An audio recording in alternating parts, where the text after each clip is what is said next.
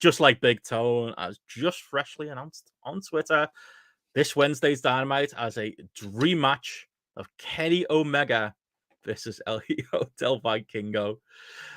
Tony Khan, just when you lose me, mate, you pull me back in. Like, that could be the best match in Dynamite history. As Jamesy said in our group chat before, why doesn't Tony do this every week with Kenny Omega? He should be on the show every week having matches like this. He should be, working whoever the big import of the week is now. Give him a Danielson run.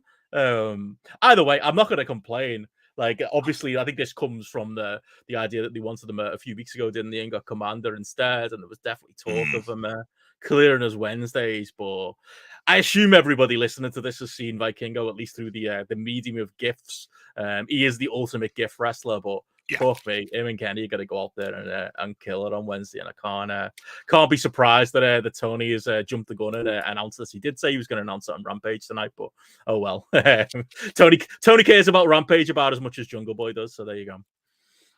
Well, I mean, talk about the fucking pressure being on for this one, isn't it? It's absolutely.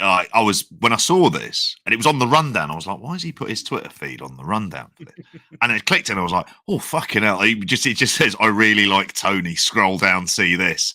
And it's just like, yeah, that's pretty outstanding, and it's fascinating to know whether or not. I mean, I don't know what his contractual situation is with AAA because. I can't imagine he's too happy in the amount of kind of booking restrictions that they've put on him, because he genuinely is, for those who haven't seen, he feels like he's one of the very few kind of, I don't know, he's not been overexposed. Like say, he's mainly in the medium of GIF. It's not all perfect at times, but it's normally really fucking good. And this is the kind of thing, and if he's clearing up his Wednesdays and he's going to be doing a few more, like, we're going to talk about people they've brought in, and you're like, Christ, you could have just brought them in for 3-4 weeks and let them go. You don't need to have them hanging around. Vikingo, someone you'd make the exception for because he's new and he's fresh. And if WWE want to, they'll offer him an absolute fortune to go to. No problem in it. Kenny or Vikingo, because like Commander appeared on Dynamite, didn't he, a few weeks ago, and that came out this week as well. That apparently Regal and Triple H are all of a sudden very interested in Commander. I suppose Big Dave said their interest predated Dynamite, but apparently there's been a lot of contact in his direction. That's the only negative, isn't it? You do that, it's shop window time. It is. Be on the blow. Only not that I think he has got that weird, complicated contract issue or visa issue or whatever it is. Well, I think he would count.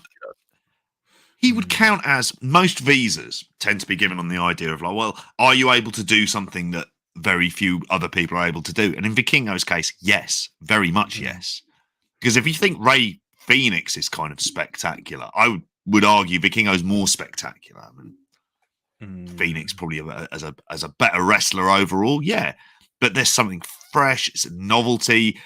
If it's, I will moan about Kenny Omega as a singles wrestler in AEW at times and not being used to the best of his potential. Yet we're in this situation where at the end of the year, we could be talking, in theory, this match could be up there, not far off the Ospreay match at the Dome. Like that kind of stuff where it is it's pure spectacle. And if they give it the main event, as they should do, and you give it over 20 minutes, like just go over. And if it's Omega winning, because it's not for the Mega Championship that Vikingo has, then brilliant.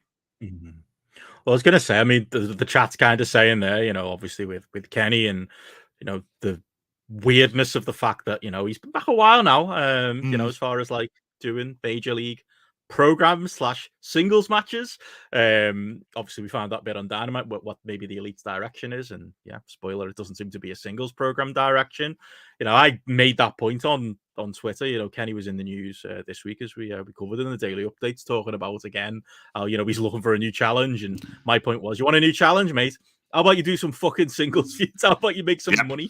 How about you earn your keep? And I had the obvious, Elite fans in me comments being like, "Oh well, he was injured for a lot of last year. Do you not remember the Moxley program?" It's like, the Moxley program was in 2021, and yes, he was injured for a while, but that's more reason to get fucking going. It's going to be April soon, and he might not be around forever. It's like them doing the multi-man with the Jericho Appreciation Society and House and Black are on Dynamite this week, and it's like part of me was like, oh, I get it. You know, if you're gonna do a mega Jericho in Winnipeg, maybe you could do it the next time. They go, he might not be in the company next time you go. Yeah. You know, let's do these matches. Let's do them while he's there, and let's, you know, as Andy said, how can Kenny feel so hot in New Japan and, you know, so cold? He's kind of felt as part of the stable lately in AEW.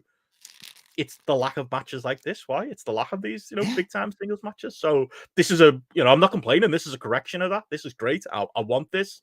I'm not so. We'll talk about it more in Spotlight. Maybe not so keen on the Elite versus themselves melodrama that we're probably going to get for the next few months out of it.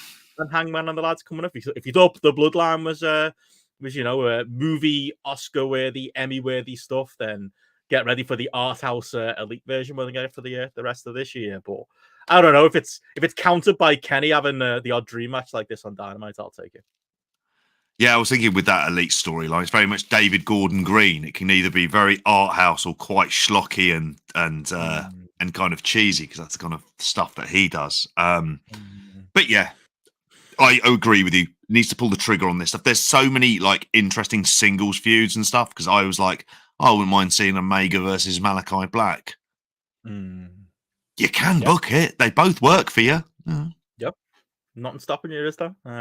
That's what we get more of this. But yeah, Omega Danielson too is one I'd hope for. But like, this is massive. I think this is going to be a match of the year contender. It's the Kenny I want to see in AEW. More like this, please. But I suppose on the AEW floor, Takeshita as well. That's another possible. Yeah. Be getting hopefully be getting which it feels like it's going that way because it's got Don Callis involved in the storyline with Takeshita, isn't it? So it what if he goes back to a club? Maybe that's the route. That's where they're going. Oh God, yeah. Oh, we'll see. But yeah, on some related AEW news, obviously I covered the Dynamite rating yesterday on the daily update in the 800,000 range, sports competition, blah blah blah. Insert quarter hours / year-on-year conversation here. In some other numbers, and you can comment on that if you like, JP. But yeah, we had in the Observer today updated pay-per-view buy rate number for AEW Revolution. The Observer today saying they're expecting it to land at about 133,000 buys. So within the range, I think most of us kind of expected. Related to this story, I mean, that's kind of not a surprise. Did you see the comments from Dave about like the repeat buyer stuff? I wanted to bring this up to you because I think this is while we're talking numbers. Like Big David on Observer Radio was saying him and Brian were having a really frustrating conversation because it's one of those where Dave is setting, you know, his data point is accurate and he doesn't want to hear it from Brian. But Dave is saying that like when he's running through the numbers, that for 5 pay-per-views in the last year, so the last year's worth of AEW pay-per-views, AEW had 520,000 different individual pay-per-view buyers and about 711,000 pay-per-view buys. So for those who don't speak Dave, that's Dave saying there are 500,000. Well, firstly, 520,000 different people, individuals, have bought the last 5 AEW pay-per-views. So when the number's about 130,000, Dave's claim is there's 5 times as many of that, you know, within that pool as far as buying different pay-per-views and kind of alternating between them, which makes up for, like I say, more than 75% of those pay-per-view buys, which is 711,000 over the last 5 pay-per-views. So Dave's point is that that AEW's fan base is bigger than what we all think. So you know the way we all think, like that same hardcore buys 100, you know, the 130,000 odd by every pay-per-view, or let's say 100,000 is the benchmark. They buy every pay-per-view, and let's say there's another 30 or up to 160 for Double or Nothing last year, or Forbidden Door doing 140,000. You know, there's those extra ones who get totted up on top. That's always been kind of the way people like me and you talk about it. But Dave's trying to say there's 700,000 people who are buying AEW pay-per-views. Do you buy it? Like, is that... No. Could the market be that big? It makes no what sense. Do they do? Is there an AEW fan who just says, all I'm ordering is Revolution? Nothing else. No matter how good the TV is, no, it's not my turn. There's another 130,000 people whose job it is to buy that pay-per-view. Because that's what effectively it's saying. It's like none of these people are repeat buying. And it's like, of course they fucking are. Like, that's all that, like, Jesus Christ. I would imagine the swap on the last pay-per-view, which was around 130,000, it might have been up to 140, is pretty much going to be most of this lot. Let's say 90%. That's mental. He needs, I don't know who gives him this information at times, but someone listening needs to go, Dave, it's bollocks, mate. It's not happening. It reminds me of when, because Todd Martin was going off on Dave about the what you call it, the way he takes the Google Trends extremely literally. And Todd's like, yes, they're an important metric, but it doesn't prove anything. It just means somebody was in the news. It doesn't. There's parts of it that indicate who's a bigger draw than who if they get searched more. But there's little oddities and things like that maybe Dave doesn't consider. But like he's looking into it, he must be getting these numbers, and it sounds like from the audio he's getting them from cable buys rather than online stuff based on things he said in the past. So he's taken, like the chat have said, Gareth would love this because like he's extrapolating what probably is a small data set and using it to say, okay, of the 30,000 he knows of, it's this percentage, so therefore this is the percentage you were overall buying the pay-per-view. His maths have got to be off somewhere, or something is wrong. Like, it was so funny, the audio, because Brian Alvarez was trying to go, but like, do you not think, Dave, maybe it might be that like people are doing pay-per-view parties and, one person buys it one pay-per-view and then the next person buys it the next pay-per-view? Maybe there's that. And Dave was like, no, that doesn't explain this. And it's like, really? I mean, 4 friends who all like wrestling, who basically says, I'll buy it this time around. You come around to mine. Yeah, and I'll go around to yours in May.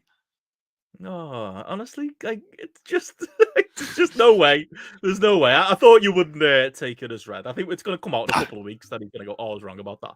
Or he's going to dig his heels in, and for the rest of the year, all we're going to hear about is that there's 700,000 people who buy AEW pay-per-views. But like, I mean, if that's the case, that means they're not doing a very good job selling these pay-per-views, because every pay-per-view, there's 600,000 people who aren't buying the fuckers. Like, you know what I mean? Who could, or who normally do.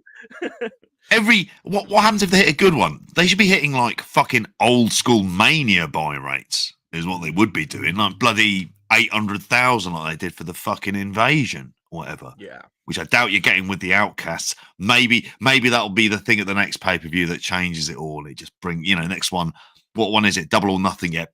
600,000. Yeah, just like a massive 500% increase. It's madness. They watch one, they're either massively disappointed they don't order again for the year, or maybe, Dave, like look at the chain. All these people have been like, I'll buy one, I'm not buying one of these ever again. Tony Khan maybe stay up till midnight, and quote most Americans. I want to hear Brandon on this on Sunday. I'll be intrigued to know what he makes of this.